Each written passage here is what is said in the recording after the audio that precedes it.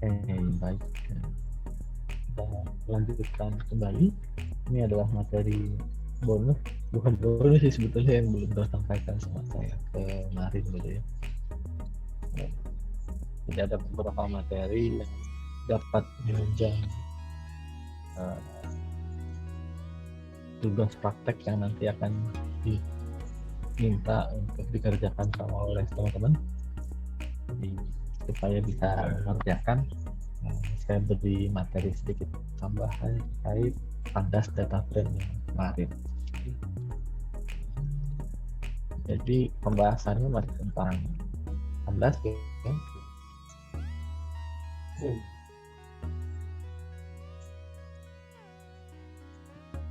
Ini kita akan coba import lagi si CSV dari session storage.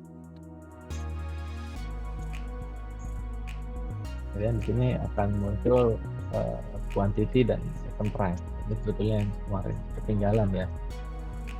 Niat saya adalah kita coba tambahkan satu buah kolom lagi di sini, yaitu total. Kita masukkan total di sini.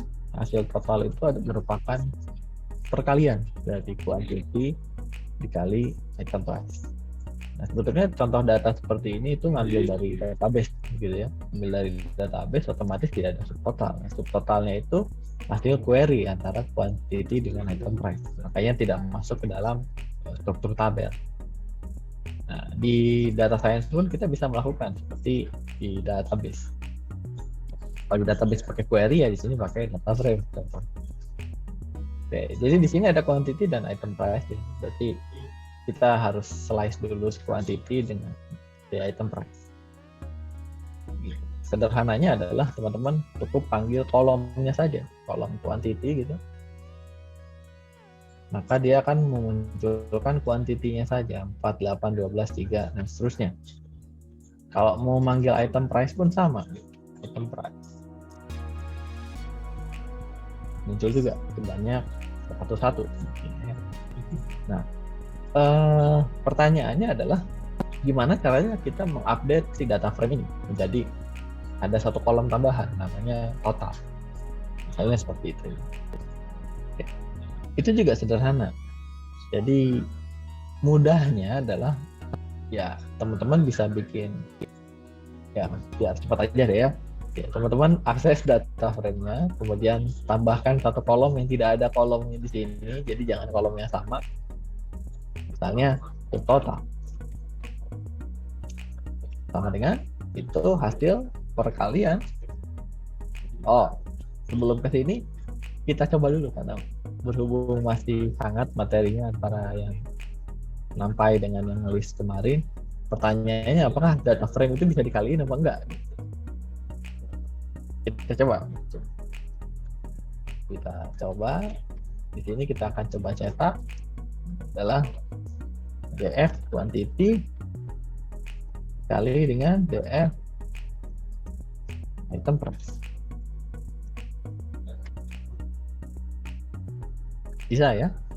Berarti yang tidak bisa adalah listnya, di default listnya itu tidak bisa dikalikan. Tuple default tidak bisa dikalikan. Tapi ketika tuple dan list tersebut ditransformasikan menjadi data frame, data series, sampai array, itu kita bisa operasikan. Ya kalau tidak percaya teman-teman silakan hitung aja 1934 1.934 dikali 4. Jatuhnya 7.736.000. Jadi betul ya. Betul. Nah, pertanyaannya adalah gimana caranya kita nyimpan ini ke sebuah kolom baru. Nah, itu juga cukup sederhana. Caranya ya teman-teman langsung bikin di sini sebuah kolom baru df gitu ya. Ini baru data frame-nya namanya df, kemudian masukkan kolom contohnya subtotal. Sama dengan subtotal itu didapat dari quantity dikali item price. Kemudian kita munculkan subtotal. Muncul subtotal. Sekarang kita coba cek di df-nya.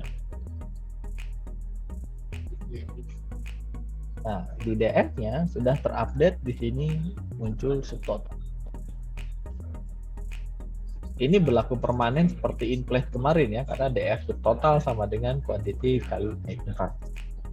Jadi kalaupun di luar daripada codingnya ini teman-teman jalankan DF, otomatis hasilnya langsung keluar. Seperti itu ya. Atau misalnya teman-teman juga mau menambahkan teks di sini ya, pajak ya. Pajak pun bisa. Caranya sama juga. Tax. Kemudian misalnya sekarang 11% ya. 11% dari subtotal.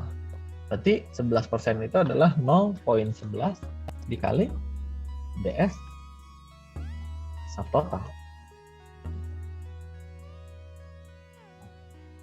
Ya, kemudian kita panggil DF-nya, apakah akan terupdate dengan teks? Terupdate. Berarti teksnya dari subtotal segini adalah, ya betul ya, 850.900 nggak belibet, dari 7.736.000. Ini teksnya lumayan kesan juga. Contoh aja sih ya. Teks. Kemudian kalau misalnya kita mau nambahin di sini total gitu ya, total transaksi gitu ya. Total transaksi kita bikin satu DF lagi ini, namanya total gitu. Sama dengan DF fact tambah DF total. Kemudian kita jalankan, PS-nya, maka otomatis dia akan mengupdate menjadi DF total, hasil penjumlahan total dengan fact. Padahal data frame aslinya yang kita dapatkan dari CSV hanya segini. Segini saja. Nah, kemudian bisa nggak nanti umpamanya kita jumlahkan semua total dari teks ini? Berarti kita slice teksnya, kemudian pakai sum dari sampai array. Gitu ya. Kemudian berapa totalnya di sini belum ketahuan nih. Totalnya ada berapa? Caranya slice jadikan sampai array, sum juga. Atau rata-rata pembelian, rata-rata quantity ya berarti di slice, di min atau di rata-rata atau di average. Itu kurang lebih nanti tugas dari assignment testnya seperti itu, tentang hal-hal yang seperti ini. Nanti main slicing juga. Kemudian mungkin nanti pertanyaannya juga, berapa transaksi yang muncul di Jakarta Selatan gitu. Hanya di anak Jaksel aja yang beli itu total jadi berapa gitu. Berarti kita harus slice dulu Jakarta Selatannya, kemudian kita sum total. Caranya sih sebetulnya macam-macam sekali, nggak usah terpaku dengan 1-2 cara ya. Justru saya pengen lihat algoritma yang teman-teman pakai itu, atau pola pikir yang teman-teman gunakan itu kayak gimana gitu. Seperti itu ya. Jadi sampel CSV asli itu cuma sampai quantity, item price sorry. Sampai item price. Kemudian kita akan tambahkan 3 kolom baru, ya, 3 kolom. Kemudian kita akan coba output, bikin output. Kalau dari kemarin kita bicara read terus ya, kapan write-nya? Udah, sekarang kita coba write gitu ya. DF PD write CSV. Kalau tadi apa namanya?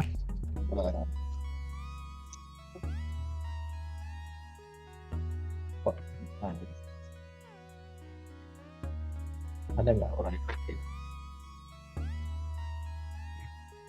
Oh, ada. PD dot write. Nggak ada. Berarti kayak gimana nih caranya kita nge-write dari si hasil data frame ini menjadi sebuah chip. sederhana itu ya. Jadi kalau di sini read, apakah di sini write juga? Ternyata tidak. Mau pandasnya, mau df-nya itu tidak ada perintah. Lalu gimana kita nge-export ke CSV? Caranya adalah kita panggil data frame-nya. Kalau tadi kan read CSV-nya itu dari pandasnya ya. Ini kita data frame-nya, karena datanya itu ada di data frame-nya ya. Kemudian gunakan fungsi to. Ini ada banyak to. Ada to clipboard, berarti seakan-akan teman-teman Ctrl C, to CSV, to Excel, bla bla bla bla, banyak sekali gitu ya. Saya contohkan di sini to CSV. Ya, apakah sesederhana ini? Ya, kita coba jalankan aja. Nah, to CSV jadinya seperti ini. Berarti kalau to CSV modelannya seperti ini, berarti kita harus copy data yang ini dimasukin ke CSV, karena di sini bentukannya sudah CSV gitu. Tapi caranya ya teman-teman bisa masukin nama filenya di sini. Contohnya new .csv.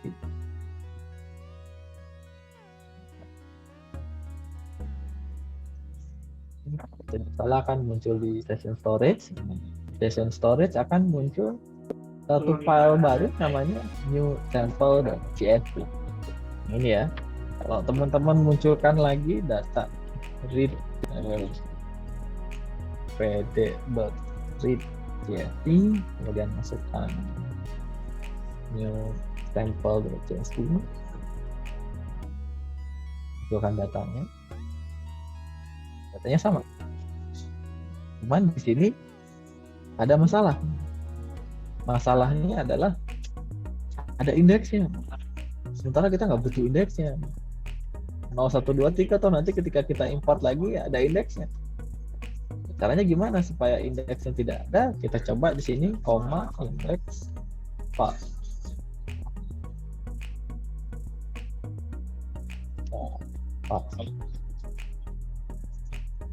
Itu ya. Kita coba refresh lagi. Kita coba jalankan lagi. Nah, jadi indeksnya tidak ada. Kalau tadi ada indeksnya, sekarang indeksnya jadi tidak ada. Jadi kalau mau indeksnya dihilangkan, silahkan gunakan indeks sama dengan false. Maka indeksnya tidak akan dibawa. Jadi perbedaan antara new sample CSV itu sekarang ada subtotal, text, dan total. Sementara sampel CSV yang biasa cukup sampai tanpa. Nah, itu saja mungkin untuk bonus materinya kali ini. Mudah-mudahan nanti teman-teman bisa mengerjakan soal yang dari saya, karena sebetulnya kalau teman-teman tonton videonya mengikuti materinya itu pasti bisa mengerjakan, karena dataset yang dipakai juga itu lagi, kemudian soal dan pertanyaannya juga itu lagi, sebenarnya tidak sulit. Oke, terima kasih. Selamat siang. Assalamualaikum warahmatullahi wabarakatuh.